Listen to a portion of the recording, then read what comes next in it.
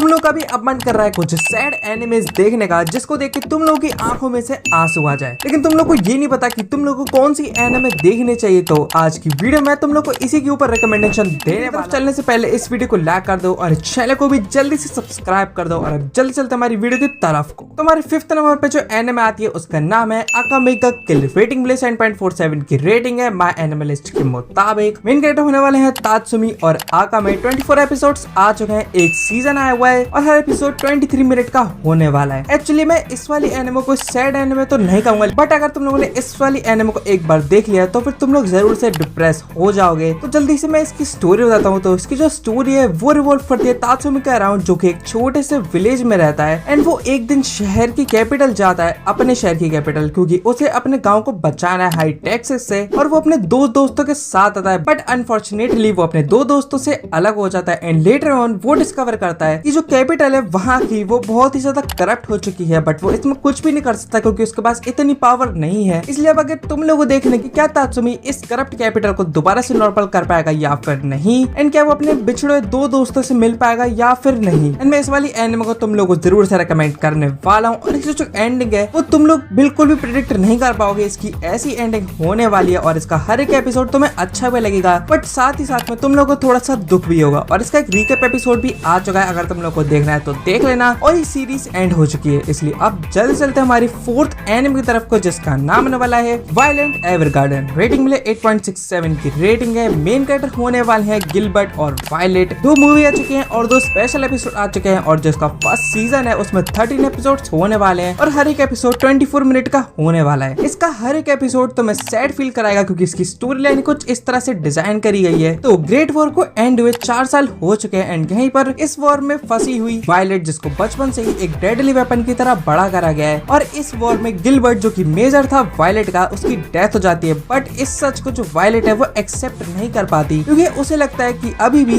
जो मेजर है वो कहीं ना कहीं पर अलाइव होंगे। इसलिए वो आगे जाकर मेमोरियल डॉल की जॉब करती है इस उम्मीद में कि शायद ये जॉब उसे मेजर के लास्ट वर्ड्स का मीनिंग बता सके, क्योंकि जो वायलेट है उसको ह्यूमंस के इमोशंस को समझने में प्रॉब्लम होती है क्योंकि उसका जो बचपन है वो ऐसे ही गुजरा है। इसलिए अब अगर तुम लोगों को देखने की क्या वायलेट मेजर के लास्ट वर्ड जो कि उसने मरने से पहले वायलेट से कहा था, क्या वो इन वर्ड्स का मीनिंग जान पाएगी या फिर नहीं, और क्या वो मेजर की डेथ को एक्सेप्ट करके मूव ऑन कर पाएगी या फिर नहीं। एंड मेरी तरफ से ये जरूर से रेकमेंड होने वाली है, इसलिए अब जल्दी चलते हैं हमारी 3rd एनिमे की तरफ को, जिसका नाम होने वाला है डार्लिंग इन दी फ्रैंक्स। रेटिंग मिले 7.20 की रेटिंग है। मेन कैरेक्टर होने वाला है हीरो और 24 एपिसोड्स आ चुके हैं फर्स्ट सीजन में और हर एक एपिसोड 24 मिनट का होने वाला है। इस एनिमे में तुम लोग को बहुत सारा एक्शन मिल जाएगा, ड्रामा मिल जाएगा एंड साथ ही साथ थोड़ी सी कॉमेडी भी मिल जाएगी एंड बोनस में एक सैड एंडिंग भी मिल जाएगी। एंड आई रियली होप कि इसका सीजन 2 भी आता, बट शायद से अब कोई उम्मीद नहीं बची इसका सीजन 2 आने में। तो इसकी जो स्टोरी है वो रिवॉल्व करती है हीरो के अराउंड, जो कि एक फ्रैंक्स पायलट बनना चाहता है, बट वो एक टेस्ट में फेल हो जाता है क्योंकि उसे अभी भी ठीक से फ्रैंक्स नहीं चलाना आता। बट तभी उसकी मुलाकात होती है जीरो से, जो कि एक एलाइट फ्रैंक्स पायलट है एंड जब भी कोई पार्टनर उसके साथ फ्रैंक्स को चलाता है तब उसकी डेथ हो जाती है। बट हीरो 02 के साथ अच्छे से कंपेटेबल हो जाता है एंड फ्रैंक्स को भी अच्छे से चला पाता है एंड इस वजह से जो हीरो है वो बहुत ही ज्यादा खुश होता है, बट जो आगे होने वाला है उसका उसे बिल्कुल भी अंदाजा नहीं है। इसलिए अब आगे तुम लोगों को देखना है कि आगे जाकर हीरो का क्या होने वाला है, क्या उसकी भी डेथ हो जाएगी बाकी पार्टनर्स की तरह या फिर कुछ और होना बाकी है। एंड मुझे पता है अगर तुम लोगों ने इस वाली एनिमे को एक बार चालू कर दिया तो फिर तुम लोग इस वाली एनिमे को छोड़ नहीं पाओगे। एंड इस वाली एनिमे को मैं रेटिंग देने वाला हूँ 10/10 and highly recommended from me. But आगे वाली एनिमे इससे भी ज्यादा रिकमेंडेड होने वाली है, इसलिए अब जल्दी चलते हैं हमारी 2nd एनिमे की तरफ को, जिसका नाम होने वाला है प्लास्टिक मेमोरीज। रेटिंग मिले 7.91 की रेटिंग है। मेन कैरेक्टर होने वाला है इज़ला और सुकासा। एक सीजन आ चुका है और फर्स्ट सीजन में 13 एपिसोड्स होने वाले हैं और 24 मिनट का ड्यूरेशन होने वाला है हर एक एपिसोड का। एंड इसकी जो स्टोरी है वो है सुकासा जो अपने कॉलेज एंट्रेंस एग्जाम में फेल हो चुका है, बट कुछ जुगाड़ लगाने के बाद उसे एक जॉब मिलती है आर्टिफिशियल इंटेलिजेंसी कॉर्पोरेशन में एंड वहाँ पर उसकी मुलाकात होती है इज़ला से, जो कि एक रोबोट है बट उसके अंदर ह्यूमंस की तरह सारे के सारे इमोशन है, like sadness, happiness and also kindness. और ये जो रोबोट है इनकी एक फिक्स लाइफ स्पैन है जो कि है 81,920 आवर्स और दूसरी लैंग्वेज में कहूँ तो अराउंड 9 years and 4 months। और सुकासा की पार्टनर इज़ला है इस जॉब में और धीरे धीरे कर सुकासा के अंदर इज़ला के लिए फीलिंग्स आ जाती है, बट इज़ला के जाने का टाइम करीब आ रहा था क्योंकि उसकी जो लाइफ स्पैन है वो कंप्लीट होने वाली है। इसलिए बाकी तुम लोगों को देखना है कि आखिर आखिरकार सुकासा एंड इज़ला का क्या होने